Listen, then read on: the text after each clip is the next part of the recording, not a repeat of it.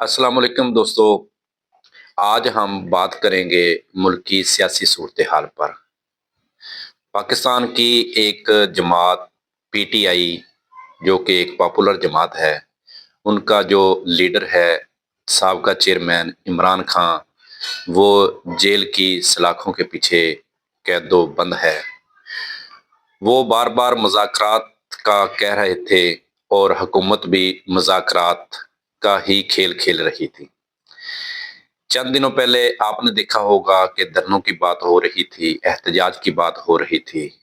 तो धरना भी दिया उन्होंने, जो कि एक नाकाम धरना था, और एहतजाज भी किया, जो कि हुकूमत ने अपनी जो कि रियासत की रिट दायर करते हुए उस एहतजाज को भी जो कामयाब नहीं होने दिया, जिस हिसाब से उन्होंने करने की कोशिश की। अब ये सारा प्लान इमरान खान को आज़ादी दिलाने के लिए हो रहा था, क्योंकि सरहद में इमरान खान की हुकूमत है, तो वहाँ से सबसे बड़ा जो एहतजाज की कॉल है, वहाँ होती है, वहाँ से लोग आते हैं। पंजाब, सिंध, बलूचिस्तान से लोग नहीं आते।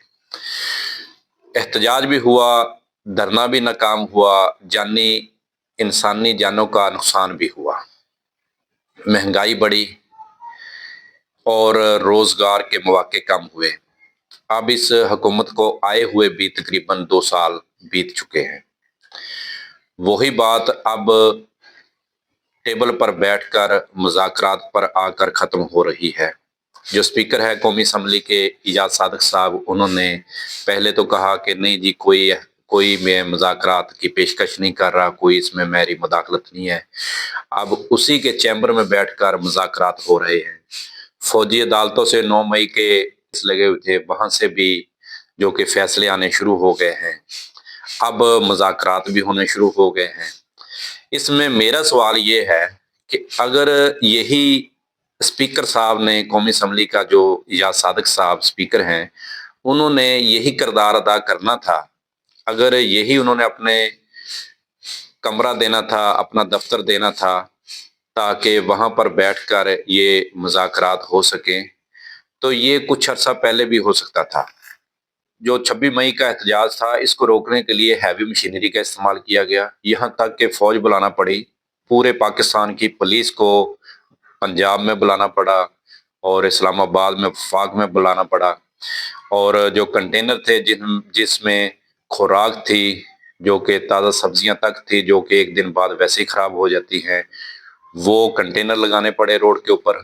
ऐसे और बेशुमार पाकिस्तान के जो मामलात है वो खराब हुए। रोजगार के जो थे मौके, आम आदमी की जिंदगी पर बहुत ही बुरा असर पड़ा इसका।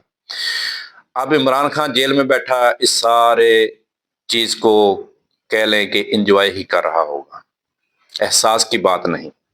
दूसरी साइड पे हुकूमत, कुछ हुकूमत के जो लोग थे वो लंदन में बैठे हुए थे, कुछ इस्लामाबाद में अपने दफ्तरों में, अपने घरों में बैठे टीवी पर, सोशल मीडिया पर ये सारा तमाशा देख रहे थे। अब इस सारी चीज का नुकसान किसको हुआ? आम आदमी को हुआ, आम शहरी को हुआ, आम लोगों को हुआ। शादियां रुक गई, जो शादियां हो रही थी वो रास्ते में ही रुक गए, नुकसान हुआ। ये सारी चीजों का नुकसान आम आदमी को हुआ। जब आम आदमी आदमी को ये नुकसान हुआ, तो महंगाई की शरह बढ़ी, महंगाई कम नहीं हुई।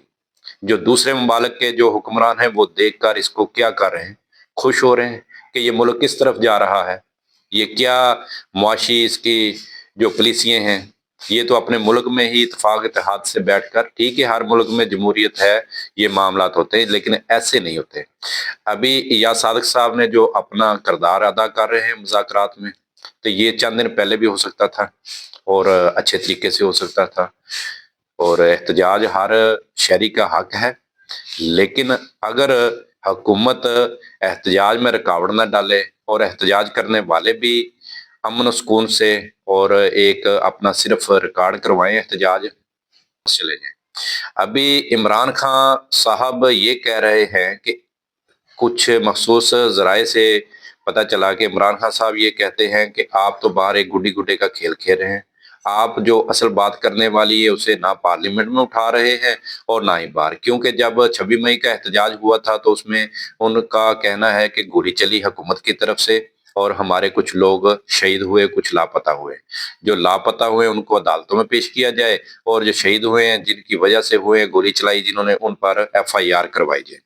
اور ادھر حکومت کی طرف سے یہ کہنا ہے کہ گولی جو سرحد سے، جو خیبر پختونخوا سے وزیر اعلیٰ صاحب جو ایک لے کے آئے تھے احتجاج کے لوگ، انہوں نے گولی چلائی ہے، اس سے جو حکومت کے جو رٹ دائر کرنے والے ادارے ہیں، FC اور دوسرے جو پولیس کے جو اہلکار ہیں، وہ بھی شہید ہوئے ہیں۔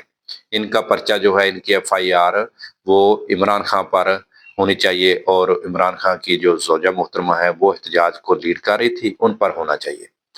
ابھی یہ کچھ بھی نہیں ہوگا، مذاکرات ہوں گے، ہو رہے ہیں، یہ ایک نشست ہوگی ہے مذاکرات کی، دوسری جو ہے وہ 2 جنوری کو ہوگی۔ ابھی یہی اگر سب کچھ کرنا تھا بھائی، تو پھر بیٹھ کر پہلے بھی ہو سکتا تھا۔ 26 مئی کو جو عوام کو ذلیل کیا، جو عام شہری کو ذلیل کیا، جو عام لوگوں کی زندگی پر اتنا برا اثر پڑا، جو روزگار ختم ہوا، جو معیشت ہماری تباہ ہوئی، جو مہنگائی کی شرح بڑھی، تو یہ تو نہ کم سے کم ہوتا۔ یہی کام ایجاد صادق صاحب پہلے بیٹھ کر لیتے، پہلے بیٹھ کر یہی مذاکرات کی ٹیبل حاضر تھی، یہ سب کچھ اس وقت بھی ہو سکتا تھا۔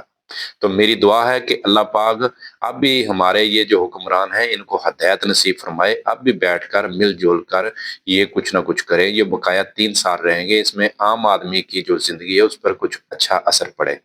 پاکستان زندہ باد۔